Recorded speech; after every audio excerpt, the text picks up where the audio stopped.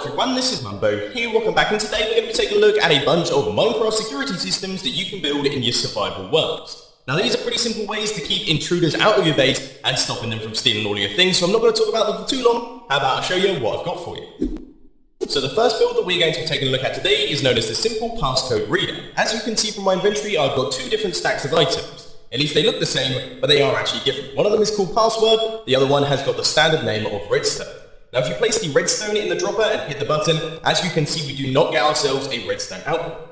However, if we place the password in there and then hit the button, we get ourselves a redstone output, which of course means you can link that up to a door, some form of trapdoor, or another secret entrance. If you want to build this thing, you want to get things started with a 3x2 area, and the first thing we're going to be doing is coming around the front. You want to place a button out here, then you want to go around the back, place a dropper facing outwards like this with a hopper running into its face. Then out from the hopper, you want to take a comparator output that is going to be running out into a block up like this, a block up like that, with redstone dust on top of both of those, and then a redstone torch next to that hopper, and that, believe it or not, is your entire circuitry done. Now it's time to fill up your hopper, so I'm going to be using the same item that I had in the beginning, and that is a renamed piece of redstone dust, and that's just to give an extra layer of security. Of course you can use absolutely any item that you like, be it diamonds, dirt, cobblestone, whatever really tickles your fancy, and if you rename it, that just gives you an extra layer of security. But anyway, you want to head over to your hopper here, and then grab half a stack, drag it across like this, and then place a bunch of them in the first slot, and you should see that will trickle down to 18 items,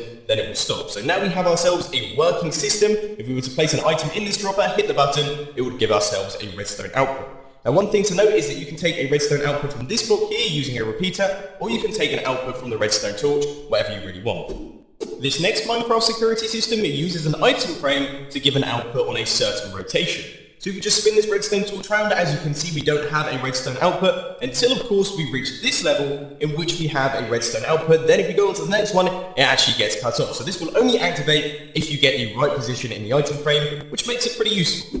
Because this design is so simple, I'm not going to be doing a tutorial on this one. However, if you do want to build it, this is the circuitry. I'm looking straight down, it's a 3x3 area, and we have a bunch of comparators and repeaters facing into one another. It may look just a little bit confusing, but it's actually quite a simple circuit. But the first thing you have to notice is that this comparator here is in subtract mode. If it's not in subtract mode, then this design isn't going to work. But the way that we adjust our combination is quite simply, you adjust how many items are in this dropper. So currently we have no items in the dropper, which means when it's in the default position, aka the redstone torch is facing downwards, we get ourselves an output. However, if I put a stack of items in here, as you can see we need it to be in this position, and then we get our output through this comparator, and then if we put a couple more items in there, you can see it has to be in that position, and so on and so forth. I'd suggest doing some experimentation to get it in the right place that you want it to be, but it really is quite simple to work.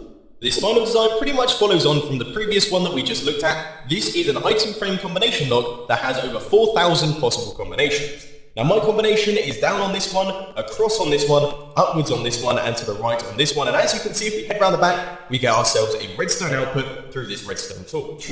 So for those of you who want to build this thing, all you have to do is build what I just showed you in the previous segment 4 times over. So we have got one down at the bottom, then we have one mirrored facing in the opposite direction next to it, so we've got a one wide gap going down the middle, and then we have another set of 2 on top of one another, so that you end up with this formation of item frames. But now to build the AND gate running out the back, these are all of your outputs, and of course you can adjust the position of the item in the item frame by adjusting the number of items in these droppers. But anyway, coming out of this comparator, you want to place a block up like this on either side and a block on all of these comparators as well. Redstone torches on the faces of these, and then redstone torches on the sides of these blocks with blocks up like this, and then finally run a line of redstone going right the way across like this with a redstone torch coming out like that, and that is the output of your system that will only turn on if the combination is correct. So there we have it, ladies and gentlemen. That rounds up today's video on Minecraft security systems. I hope that you found it interesting. If you did, please be sure to hit that like button. And if you really loved it, then make sure to subscribe. But thanks for watching, guys. This has been Mumbo, and I'm out. I'll see you later.